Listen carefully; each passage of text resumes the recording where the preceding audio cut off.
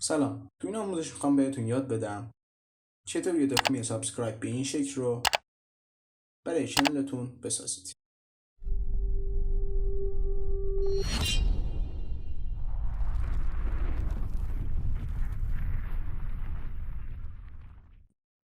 خب اول از همه چنل ما رو تو یوتیوب باز میکنید. سپس در about روی وبسایت ما کلیک میکنید.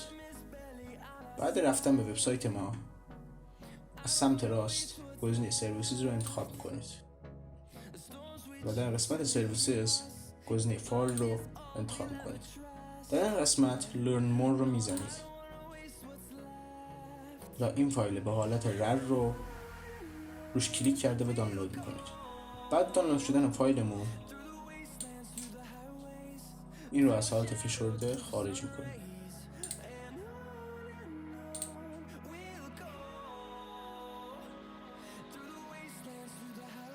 این فایل به اینجا افزوده میشه، میبینید.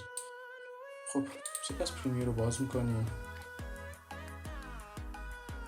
و تو پرمیر اسنشیال گرافیکس رو باز میکنیم. اگه اسنشیال گرافیکس تو اینجا برای شما نبود میتونید از قسمت ویندو فایل کنید. خب در اسنشیال گرافیکس اینستال موشن گرافیکس تمپلیت رو میزنیم و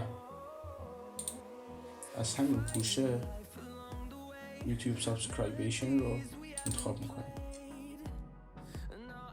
این فایل به اینجا افزوده میشه. حالا یک گرین اسکرین رو هم ایمپورت میکنیم. این یوتیوب سابسکرایبیشن رو میندازیم تایملاین. بعد انجام دادن این کارها ببینید به این شکل اجرا میشه.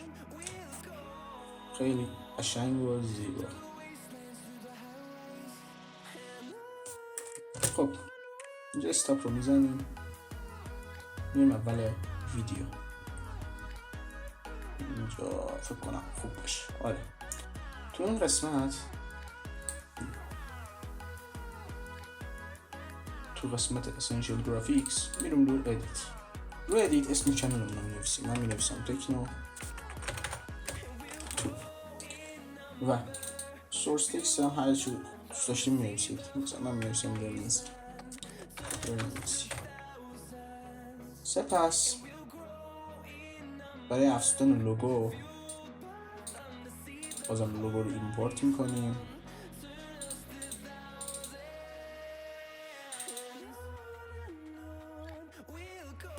و اونم میکشیم میندازیم رو تایملاین. سپس از قسمت ویندو افکت کنترلز رو فعال میکنید. تو قسمت افکت کنترلز اول از همه اسکیل لوگو رو کوچیک میکنیم تا لوگومون کوچیک‌تر بشه. بعد کوچیک کردن لوگو میاریم رو قسمتی که باید قرار بگیره. خب اینجا خوب فکر کنم اینجوری ما بزرگ کنیم یه پایین. خب الان خوب شد. لوگو رو باید به حالتی در بیاریم که به طور منظم اجرا بشه. پس لوگو رو یکم میکشیم جلوتر و قسمتی که باید قرار بگیره قرار میدیم. رو قسمت شروع شدن لوگو کلیک راست کرده و اپلای دیفالت ترانزیشنز رو میزنید. حالا نگاه کنید خیلی قشنگ لوگومون اجرا میشه. لوگو هم کم طولش بدیم. خب تا اینجا بس. ویدیومون خیلی طولانیه. اینا رو هم یکم باید جلوتر میاریم بس.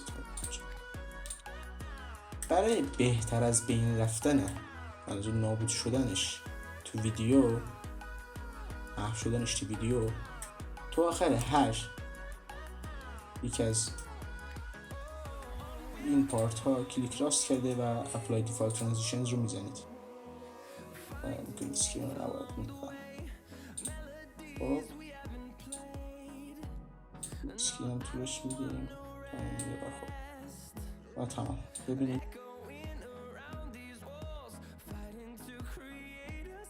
به این شکل دکمه سابسکرایب شما ساخته میشه. ممنون که این ویدیو رو تا آخرش تماشا کردید. اگه از این جور ویدیوها خوشتون میاد کانال ما رو سابسکرایب کنید و زنگوله کنارش هم فعال کنید. به محض اینکه ویدیو جدیدی از طرف ما آپلود شد به شما اطلاع داده میشه. شما میتونید تشریف بیارید و ویدیو